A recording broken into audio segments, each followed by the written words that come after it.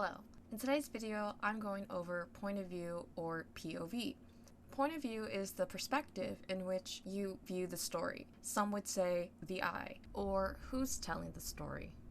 There's a few different point of views that you can choose from. Each of them have their own advantages and disadvantages. I'll start with a basic rundown of each. First person. You are inside the main character like you have possessed them. You can see and feel what they go through and hear their thoughts. The advantage of this is that you have a close connection to the main character. I mean, how can you not feel personally connected to the character when you're inside of them? Another advantage of first person is the unreliable narrator. Things are skewed through the main character's eyes. If they gloss over something or hide something, it's not the author's fault, it's the character's fault. The downside to first person is that you have tunnel vision. You can only see what's in front of you and a bit of the peripheral vision. You can't see what's behind the character. You're trapped inside of them. Another downside to first person, since you're trapped inside of the main character, you don't follow the other characters, so you won't know what they think or feel. And your perception of the other characters are filtered through the lens of the main character, which is filled with bias. Second person. I have no idea. Brandon Sanderson does mention it in his lectures. I will link it down below. Third person limited. You are haunting the main character. You're a ghost tethered to the main character, and with this cord, you're able to hear their thoughts. Your scope of vision has increased compared to first person. Imagine the main character is in the dark under a streetlight. Everything the light illuminates, you can see, but it's limited. You can't see what's in the dark areas. The advantage to third person limited is that you have a larger field of vision, and unlike first person, you're able to see what happens behind the main character's back. Another advantage is the narrator is more distinct. You can put your own voice here. The downside to third person limited is that you are further away from the character, thus it feels less personal. Another downside to third person limited is that you can't easily hide things. If you were to do so, the reader is going to blame you and be angry at you for being sneaky about it, as opposed to with first person, they can blame the main character. Third person omniscient, which I will be referring to as third person Omi because it's a hard word to say, okay? Third person Omi. You are God. You are observing and you are all-knowing. You know what happens with every single character. You know their thoughts, their feelings. You know everything. In a sense, if you've played Minecraft, think of spectator mode. How you can move around easily and how you can click a villager, for example, and then you can see out of their eyes and then you can easily get out of it. The advantage of third person Omi is that there are no limitations. You can write about anyone or anything. And the downside to this is that it is the most distant to the character as possible. You are high in the sky or on a completely different plane, and you don't get that close personal feeling as you would with first person or third person limited. Another downside is that it's nearly impossible to hide anything. Since you have the ability to show anything and everything, the reader will get angry at you for not doing that. While doing a little more research, I found out that there's a third person objective. It doesn't seem that widely known or used, but it looks to be some sort of weird middle ground between third person limited and third person Omi, where you can follow any character, but you don't know the thoughts or feelings of any of them. You're just an observer.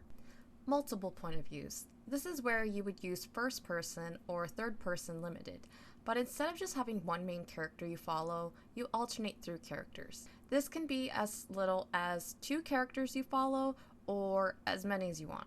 The advantage of this is that you get closer to the benefits of third person Omi, of course depending on how many people you follow, and you get to keep the closeness of first person or third person limited.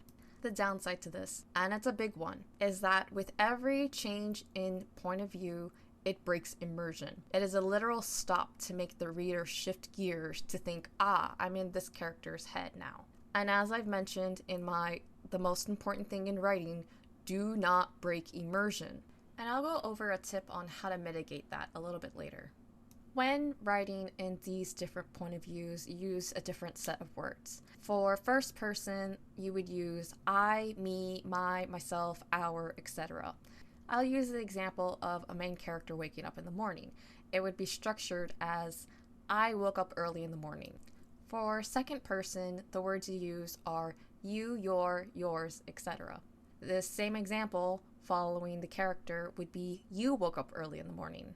For third person, both limited, Omi, and objective, you would use he, she, they, it, and the character's names. So the example would be he woke up early in the morning. Okay, here's some tips I would give to people writing in these different point of views. First person, remember the limitation, and remember to channel the main character in the narration. It should match the character since they are telling the story.